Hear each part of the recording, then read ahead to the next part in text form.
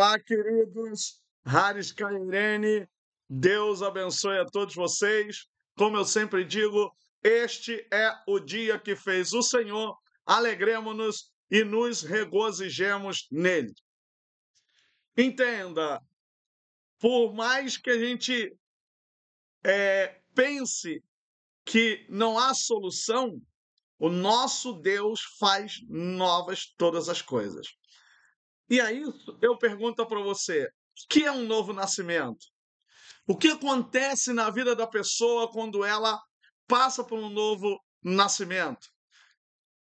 Que tipo de regeneração acontece na nossa vida? Essas e outras perguntas nós vamos responder aqui nesta lição de número 2 do segundo trimestre, que fala sobre o Evangelho de João. E o título da lição, O Novo Nascimento. Curta, compartilhe, comente, dê um like. Também conheça a nossa Escola Teológica Dalit falando conosco. Vamos para o que interessa. O texto em classe é João 3, 1 ao 9, depois do versículo 16, que é o versículo clássico, né, de todo o Novo Testamento. Palavras-chave: Jesus, Nicodemos, novo nascimento e regeneração. É claro que a lição tem uma só, a gente vai colocando aquilo dentro do que está dentro do contexto da. Então não tem como deixar Jesus e Nicodemos e novo nascimento de fora e regeneração, que seria uma outra palavra para falar de novo nascimento, mas eu vou explicar a expressão novo nascimento no grego. Gente, introdução. Em João 3, temos uma das passagens mais emblemáticas da história da salvação. Nela vemos as personagens principais, Jesus e Nicodemos. O primeiro é o Salvador de todos os homens. O segundo é um homem importante dentre os fariseus que vem ao encontro de Cristo para conhecer a salvação. É claro que na introdução, eu já posso aqui falar, o Evangelho de João também faz parte dos escritos joaninos, que tem as 3 cartas e o Apocalipse.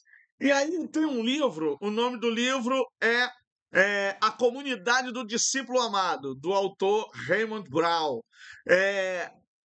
Essa comunidade é uma comunidade que tem vários aspectos. Por exemplo, você tem dentro dessa mesma comunidade cristãos joaninos que estão no templo, cristãos joaninos que estão fora do templo, cristãos joaninos que não são judeus e cristãos joaninos que são judeus. Quando a gente vê Nicodemos saindo do templo, se encontrando com Jesus durante a noite, nós chamamos que ele representa aquele cristão da comunidade joanina que saiu do templo. Ele está fora do templo. E você tem os cristãos da comunidade joanina que estão no templo, permanecem no templo. Então a gente tem essas características da comunidade joanina e Nicodemos representa essa comunidade que está saindo do templo e vai estar com Jesus fora do templo. Então nós temos essas duas personagens, que é Jesus e Nicodemos. Você vê que um é fariseu, príncipe dentre eles, está fazendo um grande trabalho no mundo farisaico, é um homem de importância, mas ele vai se encontrar com Jesus e ele é um homem de simplicidade por reconhecer a Jesus como o Filho de Deus. Primeira grande sessão, Jesus e Nicodemos. Quem era Nicodemos? Nicodemos era um fariseu e membro do Sinédrio, o conselho religioso e político dos judeus em Jerusalém. Isso ali no período antes de 70 e até antes do período Cristo. Até antes de Cristo você já tem essa ideia de Sinédrio. E o fariseu, nós estudamos já falando sobre o fariseu, eles vêm desde do exílio, né?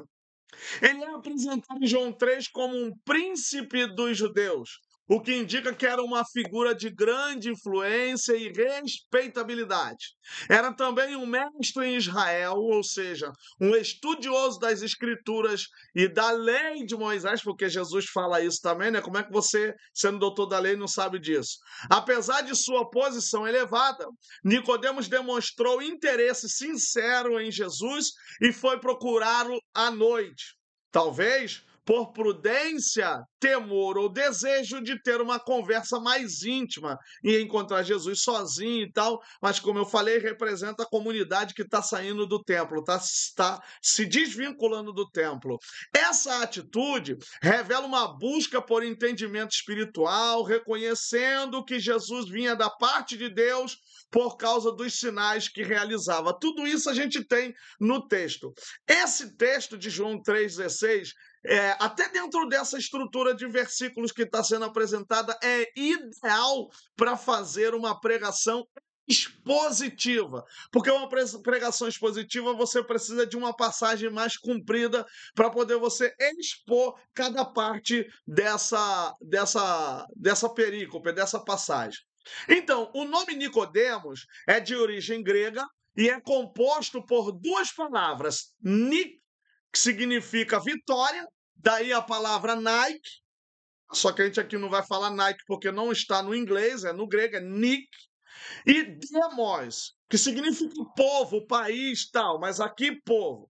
O nome Nicodemos pode ser traduzido como vitória do povo ou conquistador do povo. É um nome que sugere força, liderança e sucesso. Talvez no hebraico possa ter também mais ou menos esse nome que a gente está falando aqui do grego, por causa do Evangelho de João. Não me preocupei muito no hebraico, mas na próxima lição, se tiver alguma coisa referente, eu vou me propor a falar também no hebraico, porque geralmente o nome do judeu tinha a ver com o seu caráter. Então você vê que o próprio grego pode ser uma tradução do hebraico que também dá essa ideia no hebraico, mas aqui eu não vou fechar e não vou deixar como certeza para poder pesquisar melhor. No contexto bíblico, o nome Nicodemos é significativo porque o personagem Nicodemos é um membro do Sinédrio, o conselho religioso e político dos judeus em Jerusalém. O nome pode refletir a sua posição de autoridade e influência na comunidade judaica. Então, possivelmente, o nome tem a ver com seu caráter e ele está como um príncipe, ele é um conquistador do povo, ele está sobre o povo porque ele é príncipe, então ele tem uma posição de destaque. Então observem que esse homem não é um homem qualquer, quem vai estar com Jesus não é alguém mais da multidão, sem desmerecer, é claro, mas pessoa que talvez na nossa ótica no século XXI nós diríamos, essa pessoa jamais viria até Jesus. Eu poderia perguntar a você, você teria algum exemplo de alguém no nível de Nicodemos ou maior do que Nicodemos na atualidade que poderia você dizer, essa pessoa jamais estaria na presença de Jesus.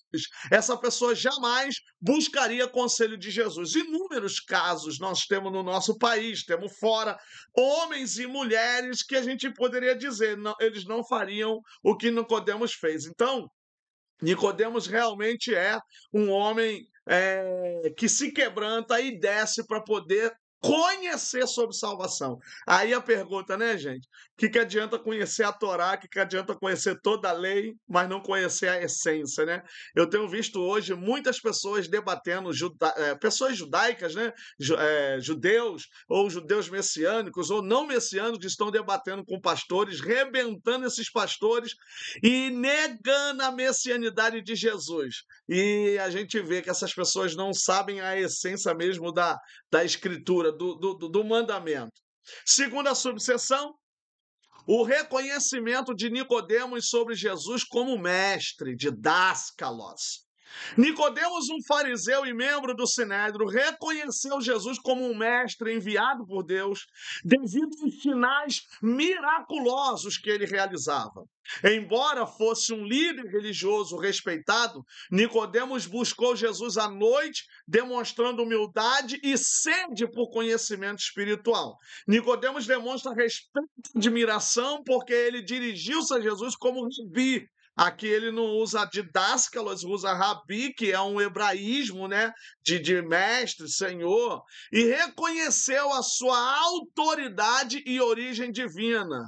Buscou por respostas, ele procurou Jesus para entender melhor sua doutrina e buscar uma compreensão mais profunda da palavra de Deus. Lembrando que o Evangelho de Deus, o Evangelho de João, ele não usa o termo curas e milagres, tal, ele usa sinais. Foram 7 sinais, semeios, que é falado, né? Sinais que demonstram o poder miraculoso de Jesus. São sinônimos, né? Cura, milagres, tal.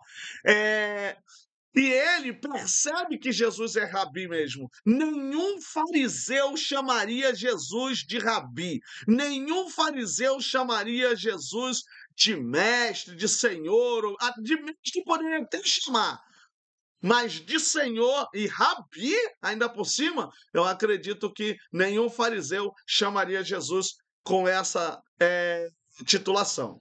Nicodemos demonstrou um conhecimento espiritual da natureza de Jesus, embora inicialmente não aceitasse plenamente o seu testemunho. Então é claro que o camarada está no impasse, né, gente? Para o judeu é muito difícil acreditar que Deus se encarna. Por isso que a Bíblia diz que ele é loucura para os judeus e escândalo para os gregos. Entende? Como assim? Um Deus que se torna homem no mundo grego também. É impossível um Deus se encarnar, né? No máximo ele pode se materializar ali e tal, tomar uma morfê e se tornar homem ali para poder ter intimidade com uma súdita, uma mulher, uma serva, e dela produzir filhos, como nós conhecemos na mitologia, mas para o judeu isso é impossível. Algum homem perdoar, algum homem dizer que é Deus, e Nicodemo está nesse impasse. Então é normal, é natural, como hoje muitas pessoas também ficam nesse impasse de achar que Jesus existiu, de que Jesus não existiu, que ele é Deus e que ele não é. E aí cabe à igreja fazer igual Jesus, ter resposta, apresentar a resposta de salvação. Terceira subseção da primeira sessão, o diálogo entre Jesus e Nicodemos. No diálogo com Nicodemos, Jesus apresenta uma das verdades espirituais mais fundamentais do Evangelho. Aquele que não nascer da água e do Espírito não pode entrar no reino de Deus. João 3,5. Essa expressão tem sido interpretada de diferentes maneiras ao longo da história cristã, mas o contexto sugere que Jesus está falando de um renascimento espiritual completo, operado por Deus, que transforma a natureza humana caída. Então você vê que tem a ver com uma nova criação. O homem já existe, o homem já vive, mas ele está morto nos seus pecados, ele está fora da presença de Deus. E aí, agora, ele precisa voltar a Deus, ele precisa ter esse novo nascimento. Então você vê que é um nascimento que ele é novo porque ele é diferenciado do nascer de uma mulher, mas ele é novo porque traz esse contexto de novidade no mundo espiritual. Ele transcende o nascimento humano. Nascer da água nascer da água pode ser uma referência simbólica à purificação espiritual. A água no Antigo Testamento era frequentemente associada à purificação. Aqui tinham as oblações, que era a purificação por meio da água. Purificação ritual, Ezequiel 36, versículo 25 ao 27. Observe que a água, ela é um meio de purificação no Antigo Testamento. Então você vê que Jesus usa tanto o Antigo Testamento como o Novo, e ele vai trabalhando para demonstrar que o judeu, ele não estava inconsciente, ele tinha conhecimento das mensagens de Jesus. E Jesus, como mestre, pode estar se referindo a essa linguagem profética. Nesse texto de Ezequiel, Deus promete aspergir água pura sobre o povo, dando-lhes um novo coração e colocando dentro deles o seu espírito. Olha o que Jesus faz. Então Jesus faz uma alusão ao Antigo Testamento para demonstrar que a água que ele vai fazer com que as pessoas recebam esse novo nascimento é uma água também que transforma, que muda o coração, né? Alguns interpretam como se fosse a água do batismo. Além disso, água e espírito, não seriam duas coisas separadas, mas uma forma hebraica de expressar uma única realidade. O novo nascimento é obra purificadora e vivificadora do Espírito Santo. Então, trabalha em conjunto. A água e o Espírito é uma ação do Espírito Santo. Não se trata de um mero esforço moral ou mudança externa, mas de uma regeneração interior, uma nova vida que vem de cima, do próprio Deus. É esse novo nascimento que capacita o ser humano a perceber e desejar e entrar no reino de Deus. Então, uma pessoa que tem novo nascimento, ela almeja por Deus, ela deseja por Deus. Lembra do Salmo? Assim como as corças anseiam por água, minha alma anseia por ti, deseja, almeja. Gente, quando nós somos nova criatura, estamos livres do pecado, abandonamos o pecado, a nossa vontade é Deus, o centro das nossas atenções é Deus. O primeiro mandamento é uma realidade na nossa vida, amar a Deus acima de tudo. Isso é possível a partir do novo nascimento. Nicodemos, embora religioso e moral, ainda não havia passado por essa transformação. Está lá bem claro no texto. E por isso, Jesus mostra que o acesso ao reino não se dá por posição, mérito ou conhecimento humano, mas unicamente por meio da ação do Espírito. Esse novo nascimento nos reconecta com Deus, nos dá uma nova identidade, nos coloca em uma nova realidade espiritual, de pecador para regenerado, de uma pessoa morta para uma pessoa vivificada, para uma pessoa na promiscuidade, para uma pessoa restaurada, santificada. O novo nascimento, essa transformação de Deus causa uma mudança radical na vida do homem e da mulher. Segunda grande seção, o novo nascimento, a obra de regeneração. Primeira subseção, o novo nascimento. O novo nascimento é o ponto central da obra de regeneração operada por Deus na vida do ser humano. Ele não se trata de uma simples reforma moral, de uma mudança de comportamento ou de uma adesão a princípios religiosos. Não é isso que significa o novo nascimento e nem a regeneração. É uma transformação profunda e radical da natureza humana, produzida pela ação soberana do Espírito Santo. Jesus afirmou categoricamente que necessário vos é nascer de novo, mostrando que essa experiência é indispensável para quem deseja entrar no reino de Deus. Não há como, ele diz isso no versículo 5, não há como a pessoa entrar no reino dos céus se não nascer da água e do Espírito, se não tiver esse novo nascimento. E não, então, não é uma adesão de uma nova religião, não é uma adesão a reformas e a costumes morais, nem a apenas uma mudança de comportamento, mas uma transformação radical, profunda, de dentro para fora, do homem exterior, do homem interior para o homem exterior. E isso é importante porque sem isso nós não veremos Deus, nós não teremos esse contato com Deus. E termo usado no original grego porque não existe o texto mais grego do Novo Testamento original, mas na língua. O termo usado no original grego para nascer de novo também pode ser traduzido como nascer do alto, indicando que esse novo nascimento é uma ação vinda do próprio Deus e não fruto do esforço humano, que era o que a lei fazia. A lei é um tipo de salvação ali que é porque a pessoa tinha que cumprir, tinha que fazer. A expressão genethe anothen aparece em João 3, 3 e o 7. Eu vou repetir, genethe anothen, que está em João 3, 3 ao 7.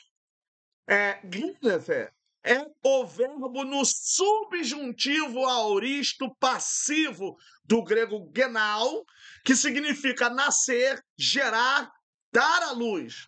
No passivo, anothen significa literalmente, aí anotei a palavra que está ali junto, que forma essa expressão nascer de novo.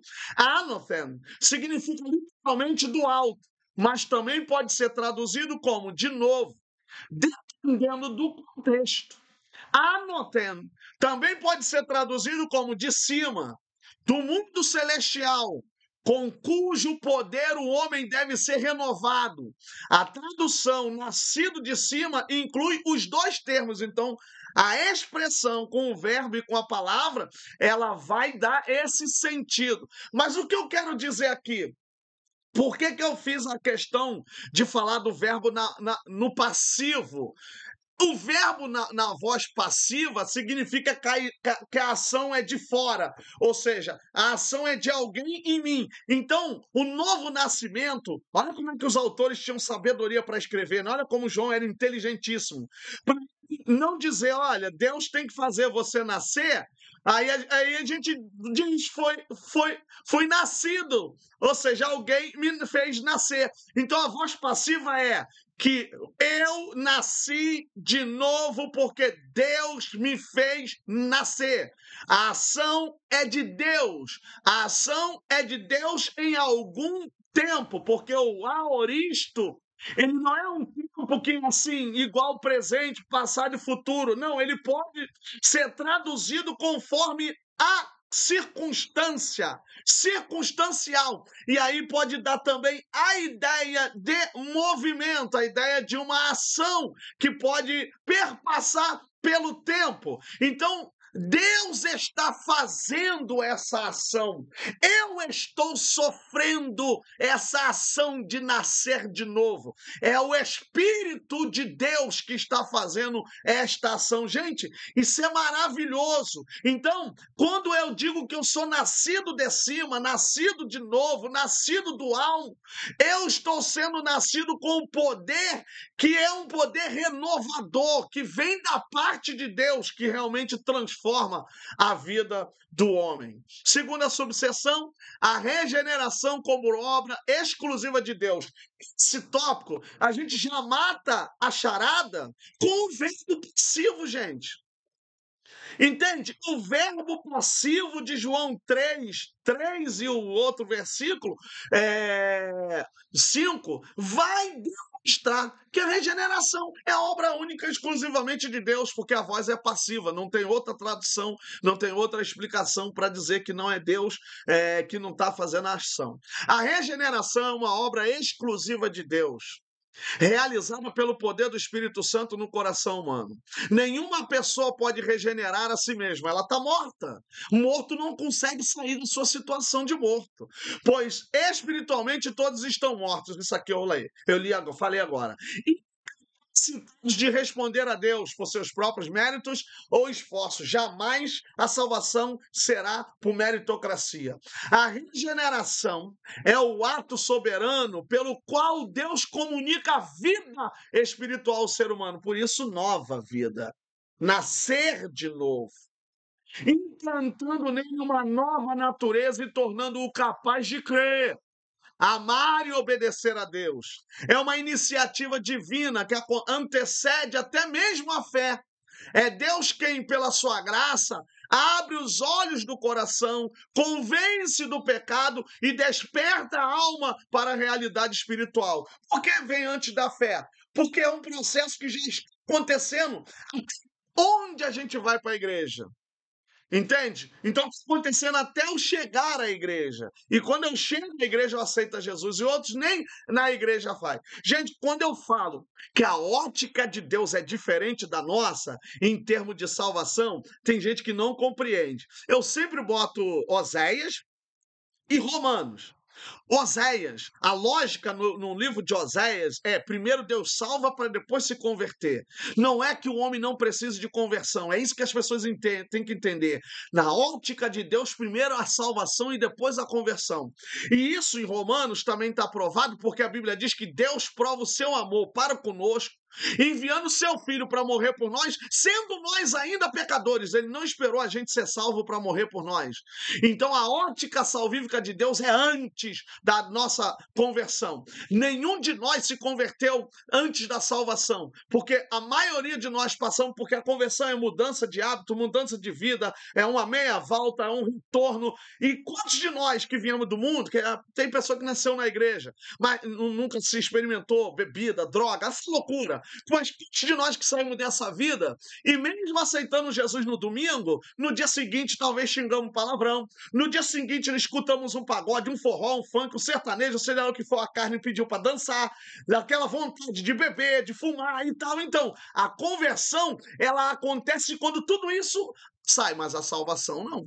A salvação é um ato imediato ali na hora que você aceita Jesus. É claro que isso aqui eu teria que ter mais tempo para explicar, tá bom, gente? A regeneração, o ato soberano de Deus, tudo isso aqui eu já li e já expliquei. Terceira subseção, a necessidade da regeneração do pecador. Como eu falei, não se é dispensada aí a regeneração, ela é necessária. Eu não quis falar isso sobre a conversão, mas a ótica de Deus é primeiro Deus salva para depois se converter.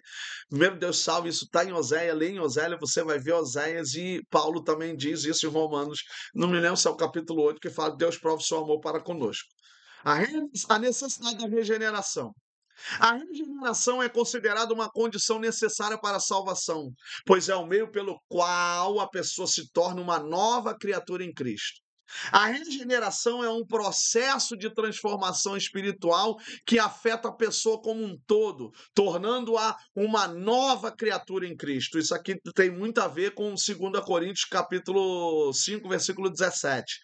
A regeneração também é necessária para o crescimento espiritual, pois é o meio pelo qual a pessoa se torna mais parecida com Cristo e passa a viver uma vida mais profunda e mais significativa. Isso dentro do contexto salvífico, dentro da presença de Deus. Então a regeneração, ela é fundamental na vida de quem quer ter Jesus em sua vida. Desde a queda, o ser humano não apenas comete pecados, mas nasce em pecados e está espiritualmente morto. Isso significa que em seu estado natural ele é incapaz de compreender, desejar ou buscar verdadeiramente a Deus. Isso é lógico, é óbvio. Olha quanta gente no mundo e ninguém quer saber de Deus. O pecado afetou sua mente, suas emoções e sua vontade, tornando-o espiritualmente cego, surdo e resistente à verdade. O Deus desse século cegou o entendimento dos incrédulos para que não lhe resplandeçam a luz do Evangelho, a glória de Cristo. 2 Coríntios 4:4. Por isso, não basta ensinar ao pecador bons princípios ou incentivá-lo à moralidade. Ele precisa de uma transformação interior, profunda, um novo nascimento. Ele precisa ter um encontro com Jesus, ou de dia ou de noite. Ele tem que sair da sinagoga, ele tem que sair de algum sistema dessa vida, seja quais forem eles, ideológicos, religiosos, e terem um encontro com Jesus, que é o que realmente transforma a vida, que muda a vida, que traz uma vida nova, um novo sentido para a pessoa. A regeneração é essa obra sobrenatural que muda a natureza humana e o capacita a responder com fé e arrependimento ao chamado de Deus. E aí você vai olhar lá para Moisés quando é interpelado pelaquela sarça. Moisés, assim somos nós também. A gente interpela, a gente pergunta: quem és tu, Senhor? Lembra de Paulo? Paulo, por que me persegue? Quem és tu, Senhor? Quando a gente se encontra com o transformador, quando a gente se encontra com aquele que muda a vida, a gente pergunta: quem és tu? Para a nossa vida também ser mudada. Terceira e última grande sessão, os meios da obra regeneradora. A operação do Espírito Santo. A operação do Espírito Santo é o meio principal e essencial da obra regeneradora. É ele quem aplica de forma pessoal e eficaz a salvação conquistada por Cristo. Jesus deixou claro a Nicodemos que o novo nascimento é obra do Espírito. Quando disse: o vento sopra onde quer, assim é todo aquele que é nascido do Espírito. O Espírito atua soberanamente, invisivelmente e de forma transformadora, convencendo o pecador do pecado, da justiça e do juízo, iluminando sua mente para compreender o Evangelho, quebrantando seu coração e despertando a fé. É a ação do Espírito Santo. Por isso que o Espírito Santo, ele sempre será Deus como Pai e Deus como Filho. Tem as mesmas características. A regeneração não é uma experiência emocional ou apenas uma decisão humana. É o resultado direto da presença do Espírito Santo agindo no íntimo do ser. Gente, o psicólogo só pode mexer com a mente, o psiquiatra só pode mexer com transtornos psiquiátricos, o cardiologista só pode mexer com o coração, músculo, o pastor só pode batizar com água, mas Jesus Cristo, meu irmão, Jesus Cristo muda a mente, cura problemas psicossomáticos, batiza com o Espírito Santo e transforma o homem totalmente. Esse é o nosso Jesus, o Espírito Santo de Deus. A palavra de Deus tem poder regenerador na vida do pecador, conforme podemos ler na epístola do apóstolo Pedro, sendo de novo gerados, não de semente corruptível, mas da incorruptível, pela palavra de Deus viva e que permanece para sempre. Olha isso, gente, a própria Bíblia dando respaldo aqui, uma intertextualidade. Semelhante em Tiago, lemos que pela sua vontade Deus nos gerou pela palavra da verdade. Portanto, o Novo Testamento apresenta com clareza o caráter regenerador da palavra de Deus, que atua com a ação do Espírito Santo. Por isso, ela é tão poderosa, viva e eficaz, pois alcança o lugar fundo do pecador que mensagem humana alguma tem poder de alcançar. Tá aí, não tem nenhuma mensagem humana pode fazer o homem se converter, a não ser a palavra. Ela é a semente de que o Espírito Santo se serve para gerar uma nova criatura. Terceira e última subseção, a vontade soberana de Deus. A vontade soberana de Deus é a base última da regeneração. Embora Deus utilize meios como a pregação da palavra e a ação do Espírito Santo, é a sua vontade livre e graciosa que determina que o homem que recebê-lo será regenerado, quando e como ele quiser. A regeneração não acontece por mérito humano, nem por iniciativa própria do pecador, mas porque Deus, em sua soberania e misericórdia, decidiu conceder vida àqueles que estavam mortos em seus delitos.